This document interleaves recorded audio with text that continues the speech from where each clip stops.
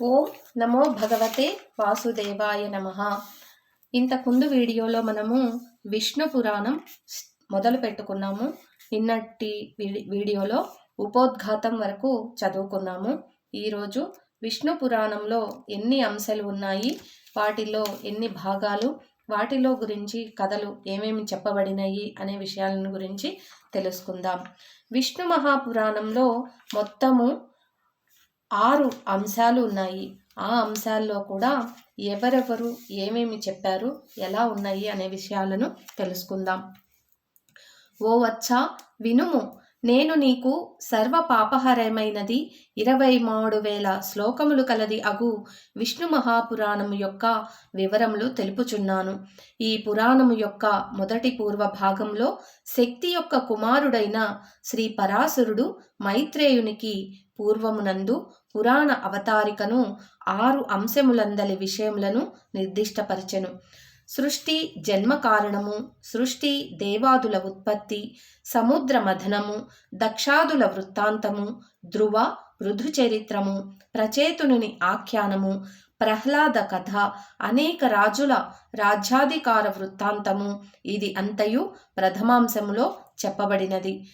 ప్రియవ్రతాఖ్యానము, ద్వీప వర్ష నిరూపణము, పాతాల నరకాఖ్యానము, సప్తస్వరాల వివరణ, సప్త స్వర్గాల వివరణ, వేర్వేరు లక్షణాలు గల సూర్యాదుల కథనము, భరత చరితము, ముక్తి మార్గ నిదర్శనము, గ్రీష్మర్తు సంవాదము మొదలైన సంపూర్ణ విషయాలు ద్వితీయాంశంలో తెలుపబడ్డాయి.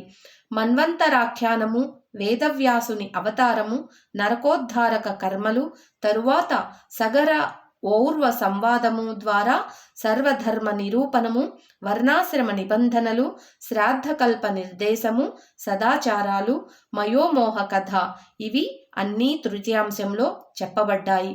ఈ పురాణం సర్వపాపనాశకం. అలాగే ఓ మునిశ్రేష్ఠ, సూర్యవంశ పవిత్ర కథను, సోమవంశాను కీర్తనం, అనేక రాజగుణముల వంశ వృత్తాంతాలు ఇవి అన్నీ చతుర్థాంశంలో వివరించబడ్డాయి. విష్ణు పురాణంలోని భాగాలు మరియు చెప్పబడిన విషయాలు. అష్టాదశ మహాపురాణాల్లో మూడవది విష్ణు పురాణం. వైష్ణవం దక్షిణో బాహు అను వచనానుసారం మహావిష్ణువు యొక్క కుడి భుజంతో పోల్చబడింది ఈ పురాణం. 23,000 తత్ప్రమాణం విదుర్భదాహ్. ఇందులో 23,000 శ్లోకాలున్నాయని భావం. ఈ పురాణంలో మొత్తం 126 అధ్యాయాలున్నాయి. అవి 6 అంశాలుగా విభజించబడినది. ప్రకృతి, పురుషుడు మొదలగు 24 తత్వాలు, జగత్ ఉత్పత్తి, కాలస్వరూపం, వరాహావతారం, హిరణ్యాక్షవధ, నగరము, గ్రామము మొదలగు పేర్లతో భూమి విభజన, సనక సనందాదుల పుట్టుక, స్వయంభువ మనువు పుట్టుక, దక్ష ప్రజాపతి పుత్రికల వివాహం, లక్ష్మీనారాయణుల సర్వత్ర వ్యాప్తి, దూర్వాసముని ఇంద్రుణ్ణి శపించటం, ధ్రువుని వృత్తాంతం, నృసింహావతార వర్ణన, భక్త ప్రహ్లాద చరితం, భరతవంశ వర్ణన, సప్తలోకాలు, నరకలోకాలలో పాపాలను భవించే తీరు, గంగానది ఉత్పత్తి, నవగ్రహాల సంచార విధానం, జడభరతుని వృత్తాంతం, బ్రహ్మజ్ఞాన ప్రాశస్త్యం, వేదవ్యాసుడు వేదాలను విభజించటం, పురాణ లక్షణాలు, విష్ణు ఆరాధన తత్ఫలితాలు, బ్రహ్మచర్యం మొదలగు ఆశ్రమాల వర్ణన, నిత్య నైమిత్తిక కార్యకలాపాలు, గృహస్థ ధర్మాలు, దేవాసుర సంగ్రామం, సగరవంశ వర్ణన, యయాతి చరితం, అతి విస్తరంగా శ్రీకృష్ణావతార వర్ణన, కలిపురుష లక్షణాలు, భగవత్ సంకీర్తన మహత్యం మొదలైన విషయాలెన్నో ఈ పురాణంలో దర్శనమిస్తాయి.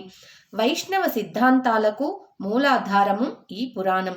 అందుకే వైష్ణవులు మహాభారతంలో భగవద్గీతను, ధర్మశాస్త్రంలో మనుస్మృతిని, వేదాల్లో పురుష సూక్తాన్ని, పురాణాల్లో విష్ణు పురాణాన్ని ఎంతో ఆరాధిస్తారు. భారతే భగవద్గీత ధర్మశాస్త్రేషు మానవః వేదేషు పౌరుషం సూక్తం పురాణేషు చ వైష్ణవం అనే శ్లోకం పైభావాన్ని స్పష్టం చేస్తుంది. ఈ కారణంగానే శ్రీ రామానుజాచార్యులు వారు శ్రీభాష్యంలో వైష్ణవ సిద్ధాంతాలకు అనుకూలంగా విష్ణు పురాణంలోని శ్లోకాలను పలుచోట్ల ప్రమాణంగా ప్రదర్శించారు. ద్వైత మతానికి అనుకూలంగా ఈ పురాణంలోని శ్లోకాలను చూపించారు శ్రీ మధ్వాచార్యులు వారు.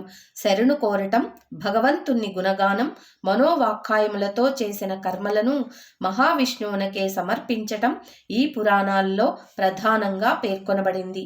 శ్రవణం, కీర్తనం, స్మరణం, పాదసేవనం, అర్చన, వందనం, దాస్యం, సఖ్యం, ఆత్మనివేదనం అను రీతిని 9 విధాలైన భక్తిని గురించిన వర్ణన ఇందులో విపులంగా ఉన్నది. భక్తిని గురించి ఇంత వివరంగా మరి ఏ ఇతర పురాణంలోనూ లేదంటే అది అతిశయోక్తి కానేరదు. విష్ణు పురాణంలోని ఒక ప్రధాన ఘట్టం గురించి ఇక్కడ ప్రస్తావన చేయాల్సి ఉంది. ఛాందసవాదులు శివకేశవులను నేరుగా చూస్తారు, కానీ తమ ఇద్దరి మధ్య ఏ విధమైన భేదము లేదని సాక్షాత్తు శ్రీకృష్ణుడు సదాశివునితో ఇలా అంటాడట: యోహం సత్వం జగచ్ఛేదం సదేవాసురమానుషం మత్తో నాన్యదశేషం యత్తత్వం విజ్ఞాతుమర్హసి అవిద్యామోహితాత్మనః పురుషా భిన్నదర్శినః వదంతి భేదం పశ్యంతి చాపయోదంతం హరాం. ఓ పరమేశ్వర, ఈ ప్రపంచంలో దేవతలు గాని అసురులు గాని మానవులు గాని మనకంటే వేరు కారు. మన ఇద్దరి మధ్య ఏ విధమైన భేదము లేదు. కానీ అజ్ఞానవశంతో కొందరు మనల్ని భేద దృష్టితో చూస్తున్నారని ఈ శ్లోకం యొక్క భావం. ఓం నమో భగవతే వాసుదేవాయ. ఈ వీడియోలో మనం విష్ణు పురాణంలో ఎన్ని అంశాలు ఉన్నాయి, ఆ అంశాలలో ఏమేమి భాగాలు ఉన్నాయి, వేటి గురించి మనకు వివరణ ఉన్నది, ఈ కథలలో ఎవరెవరి గురించి మనకు ఈ విష్ణు పురాణంలో చెప్తున్నారు అనే అంశాలను చదువుకున్నాం. రేపటి వీడియోలో కలిధర్మాల వర్ణన ఎలా ఉన్నది ఈ పురాణంలో అనేది చూద్దాం. ఓం నమో భగవతే వాసుదేవాయ. స్వస్తి.